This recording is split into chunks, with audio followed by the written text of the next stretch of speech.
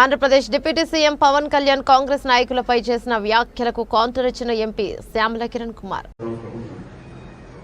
ఇప్పుడే ఒక న్యూస్ చూస్తున్నా. పవన్ కళ్యాణ్ గారు అంటే కూర్చొని చదువుతున్నా సరే, అవకాశం వచ్చింది, మీడియాతో మాట్లాడే అవకాశం లేదు కాబట్టి మీకు మీ సమస్యలు చెప్తున్నా కార్యకర్తలు. పవన్ కళ్యాణ్ గారు కాంగ్రెస్ పార్టీ పాకిస్తాన్ సపోర్ట్ చేస్తే పాకిస్తాన్ బొమ్మని చెప్పేటువంటి డైలాగ్ ఉంటుంది. పవన్ కళ్యాణ్ గారిని ఒకరు చెప్పదలుచుకున్నారు. పవన్ కళ్యాణ్ గారు, మీరు డిప్యూటీ సరే మొట్టమొదటిసారిగా ఎమ్మెల్యే, మీకు మంచి అవకాశం వచ్చి డిప్యూటీ సీఎం అయ్యింది. ఇది సినిమా కాదు, స్క్రిప్ట్ రాసిస్తే చదువుకోని. నువ్వు ఒక ఉప ముఖ్యమంత్రి అంటే ఒక స్థాయి ఇచ్చింది, స్థాయికి తగ్గట్టు మాట్లాడాలి. ఎవడో స్క్రిప్ట్ రాసిస్తే చదువు, లేకపోతే ప్రధానమంత్రి నువ్వు కృషి చేయాలనుకుంటే ఇంకేదైనా ప్లాట్ఫామ్ మీద పోయి రాజకీయాలు బంద్ చేసి సినిమా తీసి నంగనారావు తీసినట్టు ఏమైనా 2-3 సినిమాలు తీసి ఆయన ప్రసన్నం చేస్తాడు.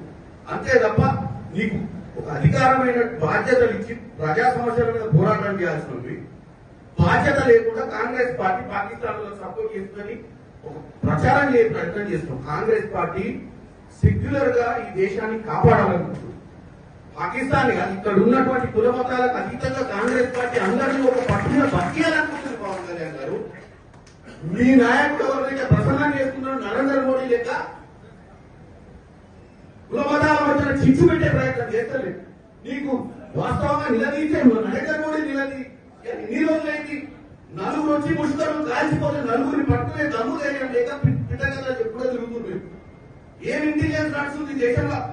నలుగురు వచ్చి మిట్ట మధ్యాహ్నం కూడా బౌండరీ మీద కూడా కాదు, ఓటర్ మీద కూడా కాదు, లోపలికి వచ్చి 100 కిలోమీటర్ల లోపలికి వచ్చి కాల్చిపోయిన నలుగురిని పట్టలే నువ్వు పిట్టకథ చెప్తే నువ్వు ఆ పిట్టకథ నువ్వు విని మన కాంగ్రెస్ పార్టీని విషప్రచారం చేసే ప్రయత్నం చేయడం అనేది వాస్తవంగా ఆంధ్ర ప్రజలు నీలాంటి ఉప ముఖ్యమంత్రిగా ఎన్నుకునేందుకు వాళ్ళ క్షేమియాలి.